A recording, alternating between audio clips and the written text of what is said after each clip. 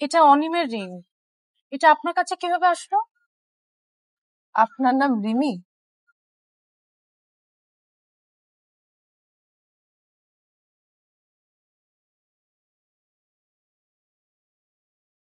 পৃথিবীটা গোল।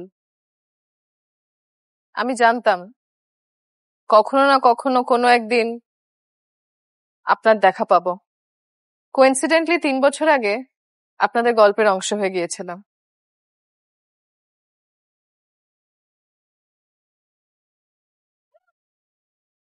তিন বছর আগে আমার ঠিকানায় চিঠিটা এসেছিল। এখানে আপনার সব প্রশ্নের উত্তর আছে।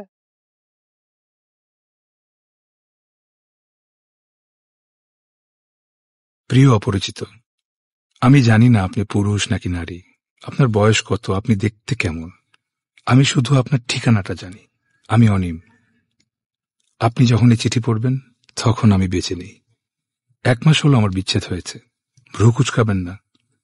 প্রেম ভালোবাসার জন্য মরে যাওয়া ঠিক না, জীবন মূল্যবান। তুচ্ছ কারণে মরে যাওয়া একদম ঠিক না, সব আমি জানি। আমি রিমিকে ভালোবাসি। আমাদের খুব সুন্দর একটা বিচ্ছেদ হয়েছে, বুঝলেন?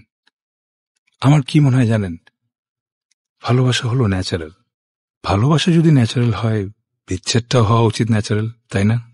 আপনাকে সত্যিটা বলি, রিমির সাথে শেষ দেখা করে আসার পর সারা রাস্তা আমার একটুও খারাপ লাগেনি। আমার বুকটা প্রথম কেঁপে উঠল রাত 11টায়। ঘুম ভেঙে গেল হঠাৎ। ফোনের দিকে তাকিয়ে আমার বুকটা কেঁপে উঠল, বুঝলেন? ঠান্ডা লাগা ছাড়াই শ্বাসকষ্ট শুরু হলো আমার। হঠাৎ হঠাৎ একই ব্যথা বারবার জেগে উঠে দেখতে বুঝলাম আমি আর সামনে পা বাড়াতে পারবো না। আমার পথ বন্ধ।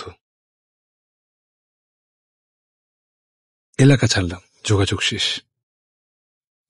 আমি মারা যাব আজ। আমার মৃত্যু হবে খুব স্বাভাবিক একটা প্রক্রিয়ায়। আমি গলায় দড়ি দিচ্ছি না, বিষ খাচ্ছি না, ছাদ থেকে লাফ দিচ্ছি না, প্লেট দিয়ে হাতও কাটছি না। আমার ঠান্ডা লাগলে শ্বাসকষ্ট হয়, এত বেশি কষ্ট হয় যে ইনহেলার নেওয়ার প্রয়োজন পড়ে। এবং আমি ঠিক করেছি এই শীতের রাতে আজ ছাদে উঠব এবং উঠে সবার আগে ইনহেলারগুলো ফেলে দেব। আজ রাত বেছে নেওয়ার 2টো কারণ আছে। প্রথমত, আজ ঠান্ডা পড়ার সম্ভাবনা সবচেয়ে বেশি। সন্ধ্যার পরপর ঘন কুয়াশায় ছেয়ে গেছে ইতিমধ্যে। দ্বিতীয়ত, আজ বাসার পাশে একটা কনসার্টের আয়োজন করা হয়েছে। রাত 1:30 পর্যন্ত প্রচন্ড আওয়াজ থাকবে। আমি রাত 10:30টায় ছাদে উঠব। চুপচাপ ছাদের এক কোণে লুকিয়ে থাকব, যতক্ষণ না কেয়ারটেকার এসে ছাদের দরজা বন্ধ করে দেয়। তারপর চিত হয়ে ছাদে শুয়ে থাকব।